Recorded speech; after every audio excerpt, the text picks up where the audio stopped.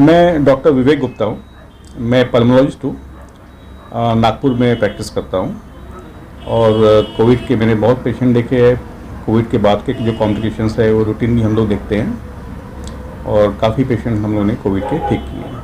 Sir, जैसे आपने बताया कि आप कोविड के बहुत से पेशेंट आपने देख चुके हैं, कोविड के बाद के पेशेंट आप देख रहे हैं, तो इन पेशेंट में खास करके फाइब्रोसिस ये एक संक्रमण दिख रहा है। क्या कहेंगे फाइब्रोसिस के बारे में, क्या है ये फाइब्रोसिस?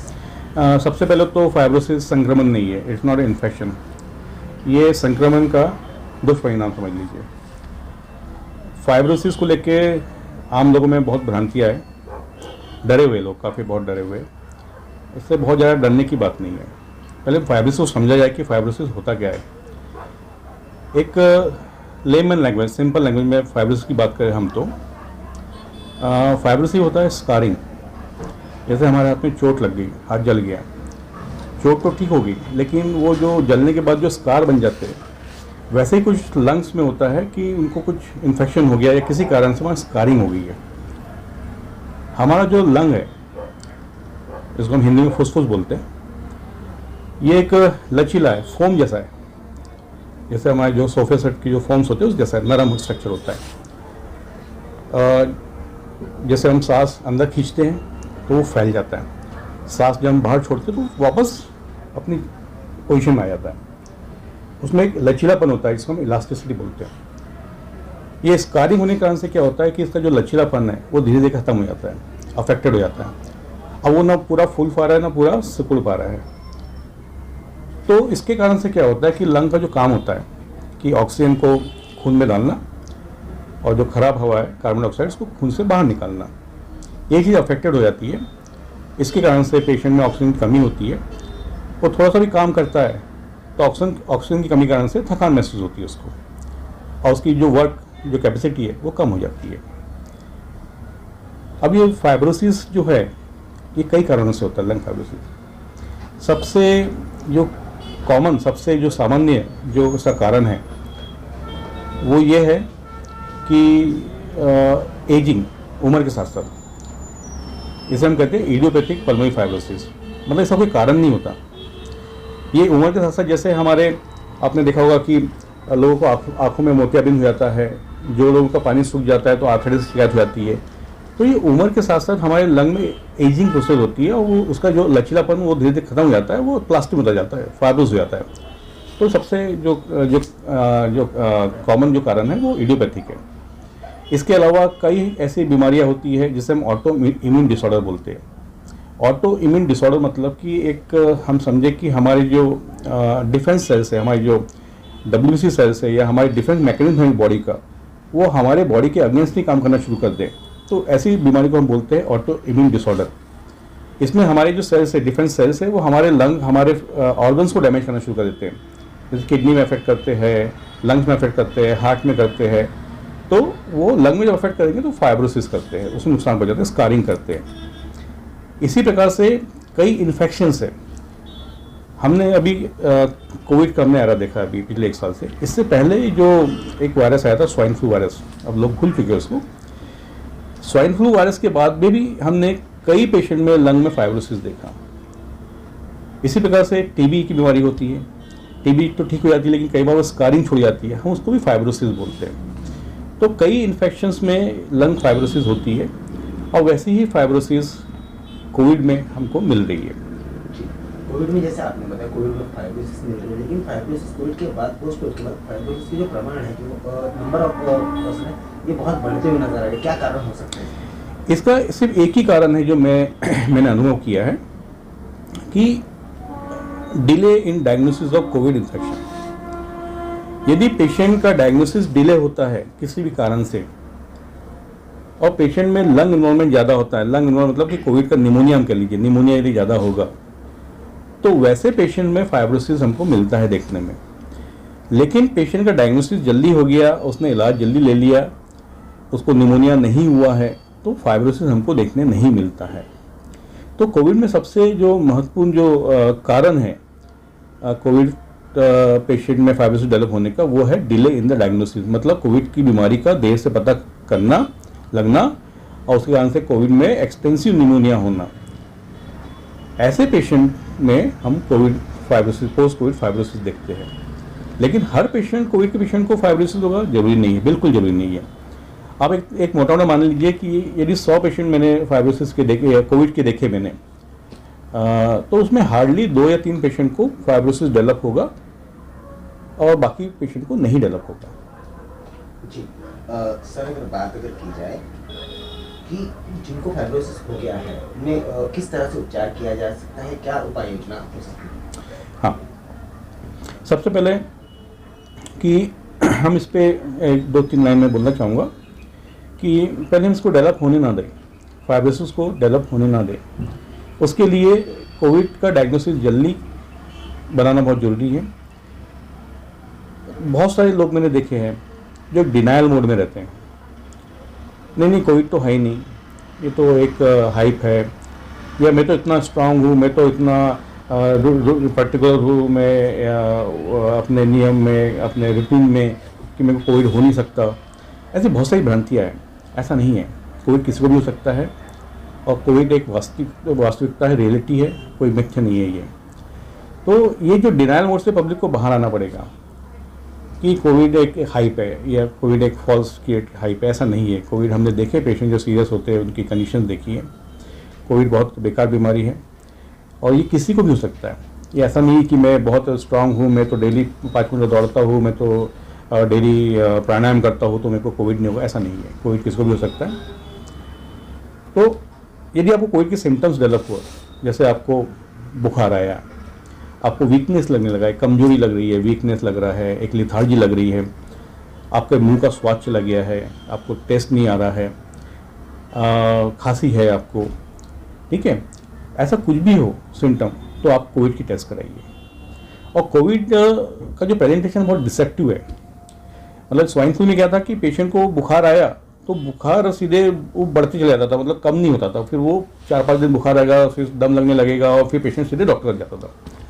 यहाँ पे क्या हो रहा है कि कोविड का बुखार 1 आध दिन आया और उसका वो उतर गया, तो पेशेंट लगता है ये तो नॉर्मल बुखार है, तो वो ज़्यादा ध्यान नहीं देता। लेकिन ये पैंडेमिक में आपको सिंगल एपिसोड ऑफ फीवर भी आया तो आपको उसको टेस्ट करना है। कोविड पेशेंट में क्या होता है, 1-2 दिन बुखार आता है, फिर ठीक थोड़ा सा कमजोरी महसूस होती है, फिर वो 4-5 दिन ठीक रहता है, अच्छा रहता है, और फिर सडनली डिटेक्ट होता है, फिर डायग्नोसिस बनता है, तब तक लेट हो जाते हैं। तो कोई भी आपको सिम्टम्स मिल रहे हैं तो आप उसको निगलेक्ट मत कीजिए। गवर्नमेंट ने हर जगह पे कोविड डायग्नोसिस फैसिलिटीज खोल रखी है, फ्री में हो रही, फ्री में आप उसको रिप्लेस कीजिए, वहाँ जाके इन्वेस्टिगेट कराइए, फ्री में टेस्ट होता है, कोई उसमें बहुत, और ऐसा भी नहीं कि वहाँ बहुत रश होता है, आप इजीली टेस्ट होते हैं, डायग्नोसिस भी, रिपोर्ट भी आपको उसी दिन मिल जाती है। तो कोई भी ऐसा सिम्टम आता है उसको निगलेक्ट मत कीजिए। दूसरी चीज़ कि यदि कोविड डायग्नोज हो गया या आपको कोविड का मालूम पड़ गया, किसी भी रिपोर्ट में मालूम पड़ गया, तो उसका इमीडिएटली आप ट्रीटमेंट कराइए। आजकल कोविड ट्रीटमेंट के पहले, आज से 6 महीना पहले बहुत डायलेमा था कि कोविड में ट्रीटमेंट क्या है। कोई बोलता था कि विटामिन सी दे दो, कोई बोलता था इवर्मेक्टिन दे दो, डॉक्सीसाइक्लिन दे दो, क्लोरोक्विन दे दो, एसिक्वेस दे दो, मतलब एक कोई क्लैरिटी नहीं थी। लेकिन अभी बहुत क्लैरिटी है, कोविड के ट्रीटमेंट की बहुत क्लैरिटी है, क्या करना है क्या नहीं करना, बहुत क्लैरिटी है। तो ट्रीटमेंट को आप तुरंत एक्सेप्ट कीजिए, उसको आप स्टार्ट कीजिए ट्रीटमेंट को। दूसरी चीज़ कि कोविड के कारण से मान लो आपको फाइब्रोसिस हो गया, तो पहले इसका पता कैसे चलेगा कि पेशेंट में फाइब्रोसिस हो गया है। एक सिंपल टेस्ट होती है सीटी स्कैन, चेस्ट सीटी, उसमें हमको मालूम पड़ जाएगा कि कोविड के कारण से लंग फाइब्रोसिस हुआ है, डैमेज हुआ है, कितना डैमेज हुआ है वो भी मालूम पड़ जाएगा। और यदि ये डैमेज हुआ है तो इसके लिए फॉर्चुनेटली इसके लिए मेडिसिन अवेलेबल है। अभी रिसेंटली एक नई मेडिसिन आई है जो इनिशियली लंग कैंसर में यूज़ की जाती थी, निंटर्निब बोलते हैं उसे नाम से, जो पहले आज से 1 साल पहले वो मेडिसिन करीब आती थी 75,000 रुपये की, 75,000 की 1 मंथ थेरेपी होती थी, 30 गोलियाँ आती थी 75,000 की।